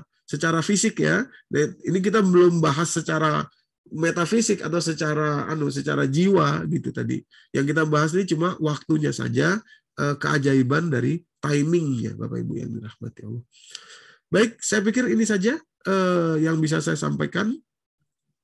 Jadi waktu sholat betul-betul adalah keajaiban dan ini hanya dimiliki di dalam Islam sehingga kita bangga dan kalau ada yang tanya kenapa saya Islam, nah inilah jawaban yang salah satu yang paling utama. Wallahu a'lam bishawab. Mohon maaf apabila ada kesalahan. Saya kembalikan kepada Bu Edi.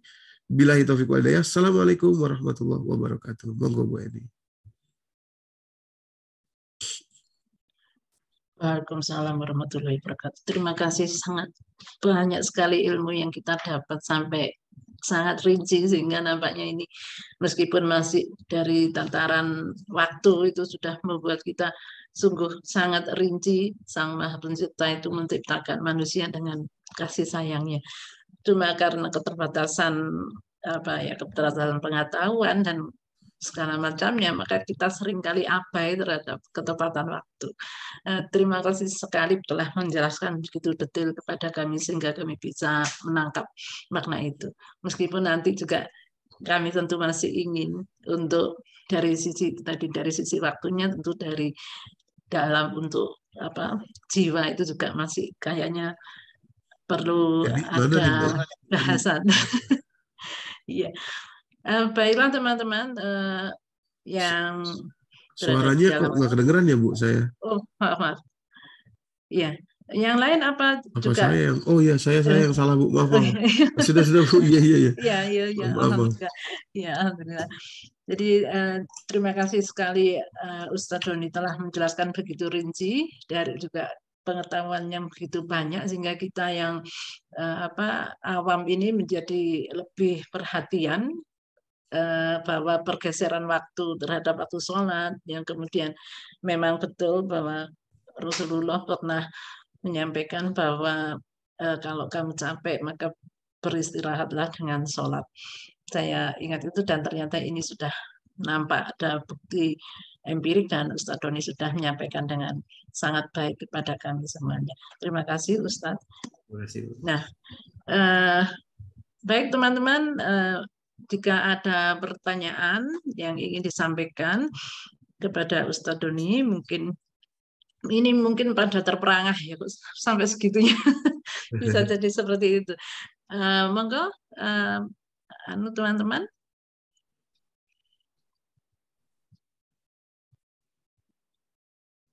Ini di chat ada itu Pak Amin. Oh iya, ada. Saya bacakan. Ini ada satu pertanyaan, yaitu ada waktu-waktu sholat yang diharamkan, misalnya setelah subuh dan juga setelah asar. Ini Ustadz mohon memberi penjelasan untuk hal tersebut. Iya, berarti di waktu-waktu, ya terima kasih Bu Eni, terima kasih Bapak yang bertanya tadi. Iya, jadi waktu-waktu itu sebetulnya bukan diharamkan ya. Jadi awas kalau diharamkan nanti dosa. Sebetulnya tidak disyariatkan, itu beda dengan diharamkan ya. Jadi sekali waktu pun pernah Rasulullah mencontohkan beliau sholat sunnah setelah subuh. Kan loh, kok nggak pernah selama ini sunnah setelah melakukan tambahan sholat setelah sholat subuh? Begitu ditanya apa itu, adalah sholat sholat qobliyah subuh yang belum sempat beliau lakukan, dilakukan setelah subuh gitu. Jadi sebetulnya bukan diharamkan, tapi memang tidak disyariatkan saja. Demikian pula setelah asar gitu ya. Setelah asar itu sebetulnya bukan diharamkan juga, karena beberapa ulama juga mensyariatkan kalau kita menjaga qobliyah, tahu-tahu qobliyah asarnya belum, itu juga bisa dilakukan setelahnya gitu. Jadi sebetulnya itu adalah tidak disyariatkan atau tidak dicontohkan saja.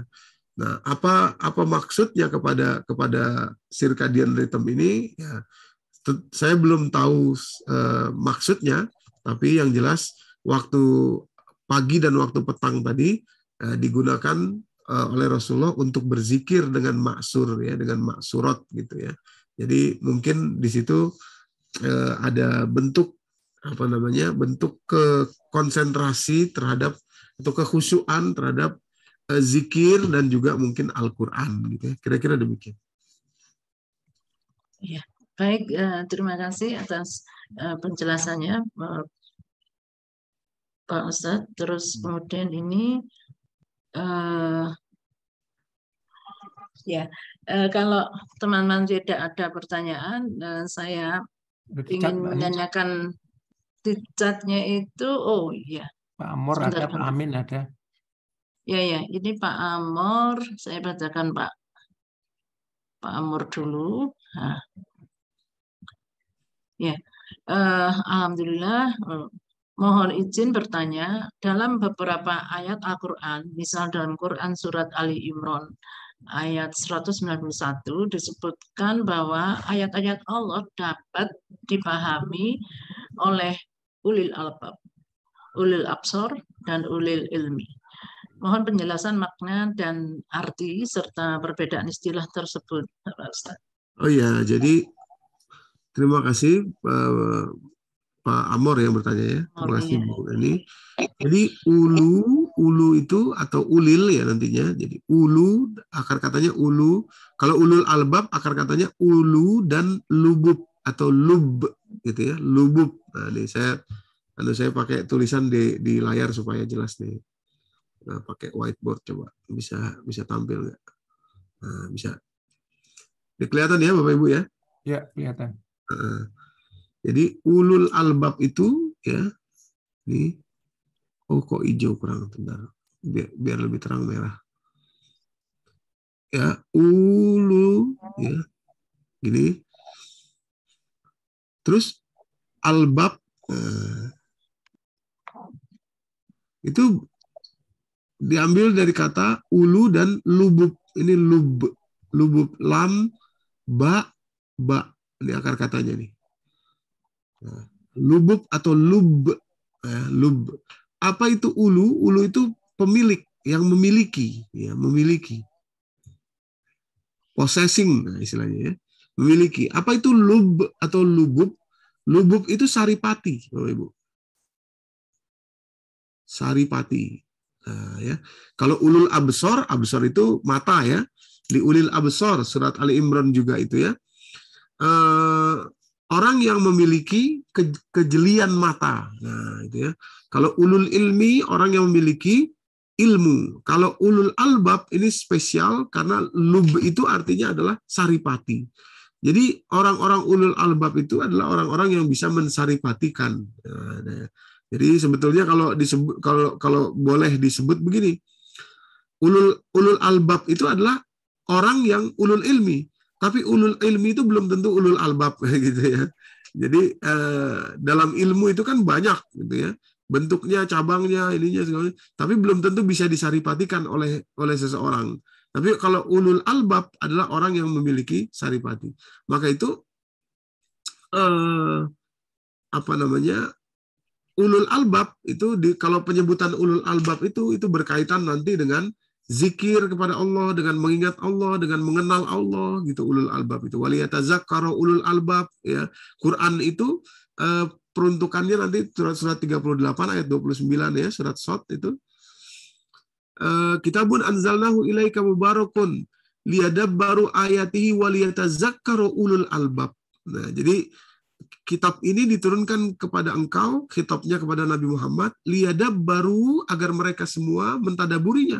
Tapi dari situ waliyatazakkaru ulul albab, orang-orang ulul albab itu bisa mengambil pelajaran. Bisa mengambil pelajaran. Kalau orang yang tidak ulul albab mungkin belum tentu bisa mengambil saripati pelajarannya. Nah, gitu. Bahkan ulul ilmi sekalipun, ya, jadi dia punya ilmu tapi belum tentu bisa mengambil saripatinya, gitu ya, pelajaran itu. Nah, itulah bedanya ulul albab, ulul ilmi dan ulul absar atau ulil absar. Ya. Demikian kira-kira. Pak Amar yang bertanya. Terima kasih Pak Ustadz atas jawaban untuk Pak Amar Kodrat. Kemudian ini ada pertanyaan sebenarnya dari Pak Amin yang menyampaikan. Jadi Ustadz, ini kalau kita itu dianjurkan untuk sholat tepat waktu itu sebetulnya adalah merupakan wujud kasih sayang Allah kepada kita manusia. Apakah betul demikian? Betul sekali Pak Amin. Jadi kita diperintah untuk sholat tepat waktu, tapi Allah tuh tadi saya sering mengatakan ya, Allah tuh gimana ya, boleh pakai kata-kata, saya pakai kata-kata ini ya, mungkin nggak terlalu tepat, tapi saya nggak lihat kata-kata yang lain nih.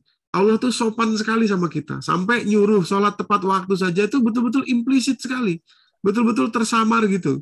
Dengan cara tadi itu kita disuruh satu pekan itu sholat Jumat, gitu kan? Itu kan sebenarnya pelajaran yang tersirat bahwa zuhur itu ya jaga tepat waktu kalau bisa gitu. Tapi Allah tidak mewajibkan tepat waktu ya, saking ininya gitu, saking murahnya kepada kita. Surat 73 itu ya, surat Al-Muzammil ayat terakhir itu Bapak Ibu. Nah, jadi itu keleluasaan Allah itu bentuk kasih sayang. Jadi sholat tepat waktu kasih sayang Allah. Allah juga memberikan keleluasaan kepada kita, tidak mewajibkan. Kalau mewajibkan kita dosa semua kalau nggak tepat waktu. Itu pun bentuk kasih sayang Allah sama kita. Nah, jadi kita ini mesti yang tahu diri lah gitu ya. Udah itu untuk kita sendiri benefitnya, ya, manfaatnya gitu untuk kita sendiri. Mestinya kitalah yang tahu posisi kita, tahu diri sebagai hamba. Kira-kira begitu. Iya.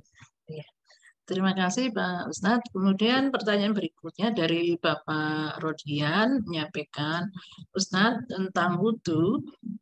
Pak Rodian ini pernah mendengar bahwa sebelum sholat itu sebaiknya selalu wudhu. Walaupun kita masih punya wudhu. Dan itu tidak hanya untuk sholat isya saja. Iya, iya, terima kasih Pak Rodian, terima kasih Bu Eni. Jadi ya sebagian pendapat yang seperti itu memang ada, tapi itu sebagian saja. Boleh kita ikuti karena memang baik sekali berwudu itu. Tentu saja kita lihat situasi juga. Artinya umpama kita lagi situasinya lapang di masjid gitu, enak, wudunya nggak ngantri, ya enggak apa-apa. Tapi kalau umpamanya nanti misalkan di pusat perbelanjaan gitu ya, di mall-mall gitu kan ngantri gitu ya, kita tidak boleh tidak boleh melaksanakan itulah, kira-kira begitu ya. Jadi situasional saya pikir, khusus untuk sholat isya tadi memang itu adalah salah satu kebiasaan dari Nabi SAW ya, kira-kira demikian. Baik, terima kasih Pak Ustadz. Kemudian ini ada pertanyaan dari Ibu Ana Suyuti. Ya. Di sini disampaikan bahwa Ustadz, kalau misalnya sudah terlanjur ada diabetes, maka apakah memang sholat itu secara tidak langsung bisa menjadi terapi pengobatan ya Pak Ustadz? Begitu. Oh iya Bu Ana yang bertanya ya, bukan secara tidak langsung, tapi bahkan mungkin secara langsung. Ya, secara langsung itu karena terjadi disrupsi hormonal istilahnya itu ya. Kalau kita bisa sholat secara khusyuk, jaga waktunya, kemudian tumakninahnya, ya. Sholat yang khusyuk itu artinya terjadi disrupsi hormon kortisol didisrupsi atau disela atau di apa istilahnya ya,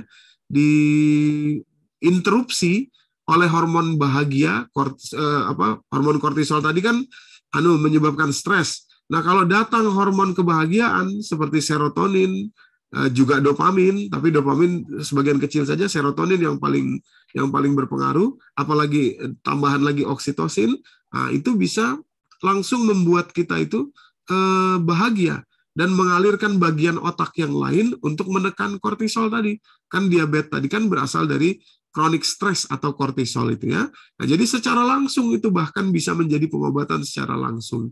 Tapi tentu harus dilakukan secara reguler dan kemampuan insulin untuk kembali menjadi sensitif. Jadi sebetulnya bukan insulinnya nggak ada, tapi insulinnya nggak sensitif. Nah, itu juga harus diperhatikan dulu bagi, maaf ya, penderita diabetes itu. Jadi misalkan apa? Mengurangi sebentar, jadi dipadu gitu ya. Mengurangi sebentar asupan glukosa yang langsung, asupan karbohidrat yang berpotensi untuk menjadi glukosa. Di karbohidrat itu kan akan menjadi glukosa gitu. Nah, itu kalau bisa dihilangkan sebentar, misalkan berpuasa glukosa, berpuasa karbohidrat untuk mengistirahatkan pankreas memproduksi insulin sementara dibantu dengan hormon lain, serotonin dan oksitosin. Nah, itu bisa kembali sehat lagi, tentu saja. Hormon kebahagiaan, ya, ketenangan, fulfillment, contentment gitu ya, merasa diri cukup, merasa diri bahagia gitu. Nah, itu bisa secara langsung bahkan bisa dibuat seperti itu. Demikian kira-kira. Masya Allah. Terima kasih Pak Ustadz atas tanggapannya untuk terapi diabetes. Kemudian pertanyaan berikutnya itu adalah ini dari Ibu Retno Listiawati yang menanyakan atau memohon pencerahan tentang bagaimana aturan menjamak sholat pada saat kita memang terpaksa untuk tidak bisa tepat waktu untuk sholat. Dan dalam sikon bagaimana juga yang bisa menjamak sholat. Iya. Jadi memang Bapak Ibu yang dirahmati Allah, jamak tadi saya katakan di awal itu adalah sesuatu yang tidak normal. Maksud saya tidak normal itu adalah rukhsah. Nah, kemudahan Allah untuk memudahkan kita. Tadi Allah itu kan maha memudahkan kita ya. Sopan sekali gitu loh kan. Padahal kita ini siapa ya, hambanya Allah gitu kan. Kalau dipites sedikit aja ya sudah langsung ini kita. Tapi Allah itu begitu caranya. sangat memudahkan kita, sehingga kita yang harus tahu diri. Salah satu kemudahan tadi adalah jamak dalam sholat kita. Nah, apa yang kemudian memberikan apa namanya istilahnya syarat bagi sholat yang bisa dijamak itu? Bapak Ibu yang dirahmati Allah, kita buka mungkin ya Quran ini biar jelas ya. Quran surat keempat ayat 101. Nah, surat 4 101 ya. Di situ kalimatnya, atau Bu Eni mungkin mau membacakan terjemahnya, Bu, monggo. Ya, Quran 4 ya, Pak ya. Surat An-Nisa ya, surat keempat ayat 101. Paling pojok bawah sebelah kiri. Ya. 101 ya, Pak. Iya. Bentar. 1.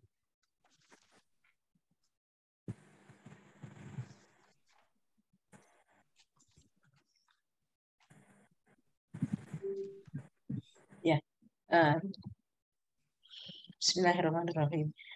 Dan apabila kamu bepergian di bumi, maka tidaklah berdosa kamu mengkosor sholat jika kamu takut diserang orang kafir. Sesungguhnya orang kafir itu adalah musuh yang nyata bagimu. Iya.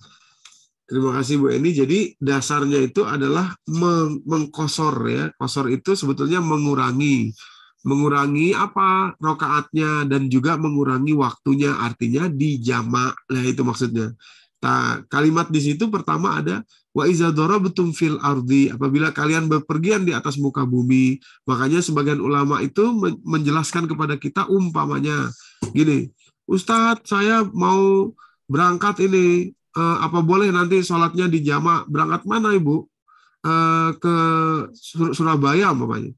Naik apa? Naik pesawat. Lah, naik pesawat mah sebentar aja kan, nggak ngapa-ngapain di pesawat itu. Ya sholat aja nggak apa-apa, kecuali waktunya. Umpama gini, sholat maghrib kita umpamanya tiketnya jam 5:30 gitu ya, belum waktunya maghrib. Tahu-tahu sampai Surabaya sudah waktunya isya umpamanya. Lah itu bisa. Tapi kalau masih panjang, sholat zuhur umpamanya, alah nanti biar ini kosor jamak aja sama asar lah, sampai di sana asar masih lama ya jangan dijamak gitu, karena tadi kalimatnya di muka bumi, umpamanya di muka bumi dan kesulitan, nah itu masuk kepada kriteria itu. Kemudian para ulama fikih memudahkan lagi berapa banyaknya atau lamanya perjalanan itu supaya bisa dijamak itu. Para ulama diantaranya Imam Syafi'i menyebutkan angka 80 km. Tapi Bapak Ibu, sebetulnya 80 km itu ya zamannya Imam Syafi'i. Zamannya Imam Syafi'i 80 kilo naik unta, susah gitu. 80 kilo. Kalau zaman kita sekarang kan gampang gitu, 80 kilo itu. Umpamanya kita bawa mobil dari sini ke Jogja lah umpamanya kan. Di mana-mana ada rest area, di mana-mana ada musola, masjid, kita bisa berhenti gitu. Nah, jadi sebetulnya tekanannya adalah pada kesulitannya. Jadi kalau kita ambil, jadi bahkan begini Bapak Ibu, maaf ya, misalkan Anda nih anggota DPR umpamanya, atau DPRD misalkan ya, lagi rapat. Tahu-tahu rapat ini menentukan sesuatu yang kalau Anda tinggal sholat, orang-orang nggak sholat umpamanya gitu, lanjut rapat gitu ya. Nanti aja sholat asarnya nanti belakangan umpama gitu ya. Nah, Anda tuh menjaga sholat. Terus kalau Anda tinggal rapat ini nanti dampaknya bagi masyarakat itu luas sekali. Ah, itu Anda boleh menjamaknya. Ya, boleh menjamaknya, walaupun nggak bepergian kemana-mana, karena hakikatnya tadi adalah kesulitan yang akan terjadi atau yang sedang dihadapi, gitu maksudnya. Nah, gitu. Demikian pula umpama Anda di negara yang jarang ada tempat untuk sholat. Umpamanya di Eropa Timur, Eropa Timur tuh sekali, jarang sekali, seperti Bulgaria, umpamanya Rumania gitu ya, di negara-negara itu jarang sekali ada masjid atau tempat yang bisa untuk sholat.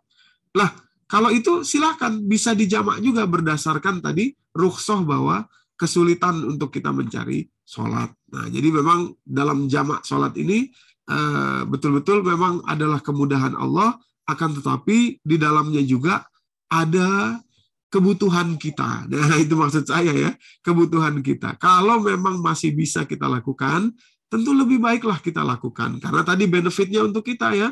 Jadi sholat asar kalau mau dijamak ke sholat zuhur sih bisa. Tapi kalau memang mudah dapat musola, ya berhenti sebentar ya nggak apa-apa. Nah, kita mendikan tubuh kita, meringankan lagi, ya, membasuh lagi, meredakan hormon-hormon dalam tubuh kita, gitu saya pikir ya. Jadi kemudahan, rukhsah ya, tapi memang dalam hal itu kitalah sendiri yang mengerti bagaimana benefitnya. Ya, kira-kira begitu, Bu. Ya, terima kasih Pak Ustadz. Kemudian ini pertanyaan dari Pak Hari Ruscahyo. Luar biasa penjelasan makna ma'ukud dengan mengambil referensi biological clock. Apakah ini juga yang dimaksud dengan surat Yusuf ayat 2, bahwa Al-Quran itu diturunkan agar kita memang harus banyak menggunakan akal? Ya, jadi terima kasih Pak Ari dan terima kasih Bu Eni.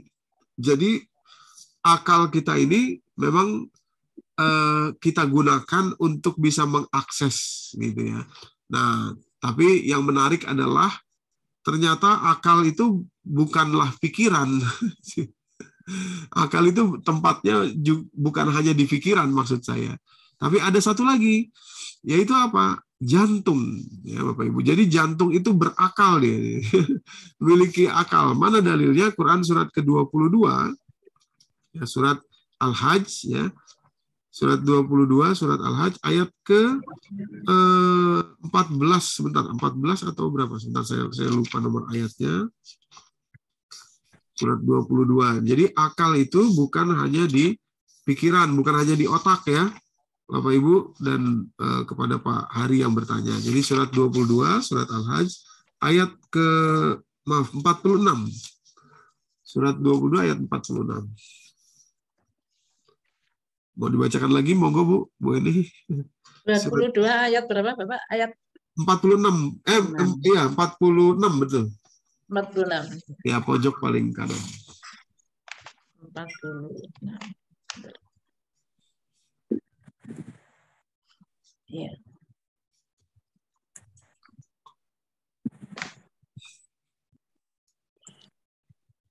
Bismillahirrahmanirrahim. Maka tidak pernahkah mereka berjalan di bumi sehingga hati atau akal mereka dapat memahami, telinga mereka dapat mendengar. Sebenarnya bukan mata itu yang buta, tetapi yang buta ialah hati yang ada di dalam dada.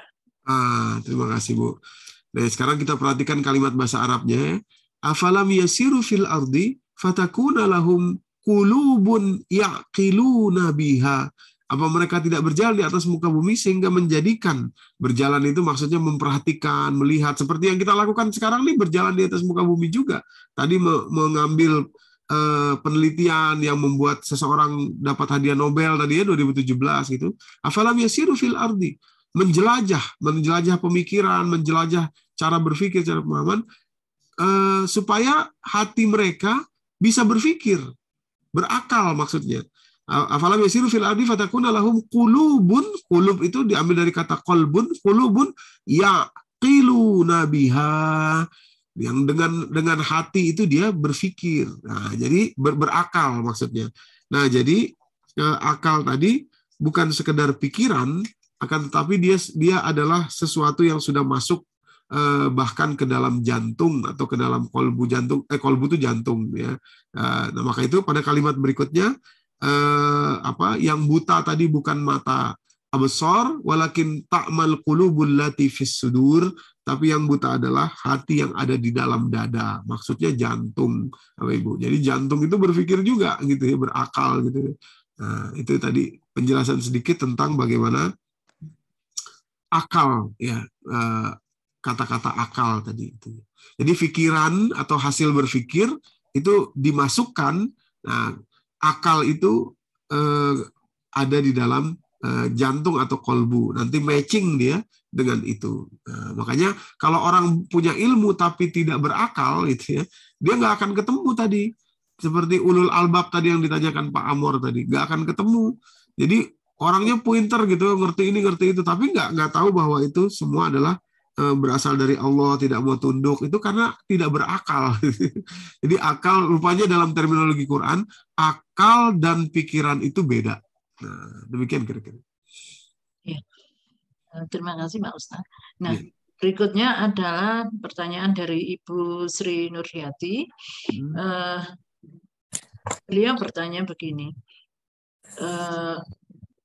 apakah umat-umat Nabi yang lain juga diberi keistimewaan yang seperti kewajiban sholat yang 5 waktu? Iya. Terima kasih Ibu yang bertanya, Bu Sri ya. Jadi, iya Bu Sri Nurhayati, terima kasih. Jadi umat-umat terdahulu memang di dalam Al-Quran itu Allah jelaskan mereka diberi perintah sholat juga. Cuma memang tidak Allah jelaskan waktunya secara spesifik kepada kita. Tidak dijelaskan secara spesifik tuh. Mungkin sayanya yang belum tahu, tapi kalau dalam Al-Quran tidak ada. Mungkin di kitab mereka dulu ada, tapi informasi itu tidak ada di dalam Al-Quran mengenai waktunya mereka gitu ya. Tapi kalau sholatnya iya, mereka diperintahkan untuk sholat juga sama seperti kita. Cuma sholatnya agak beda saja. Misalkan surat Al-Baqarah itu ya, surat kedua ayat 40 berapa itu? 42 ya, 42 atau 40. Coba kita buka aja biar jelas ya. Surat Al-Baqarah di awal-awal itu mengenai perintah sholat kepada Bani Israel ya. Coba mungkin boleh kita bacakan ayat ke 43 dari surat Al-Baqarah ya.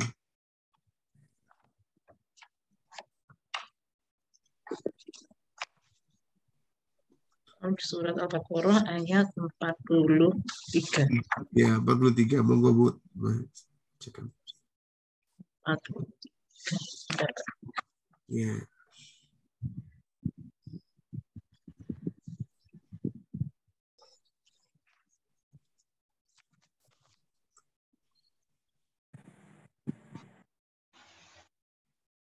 Bismillahirrahmanirrahim.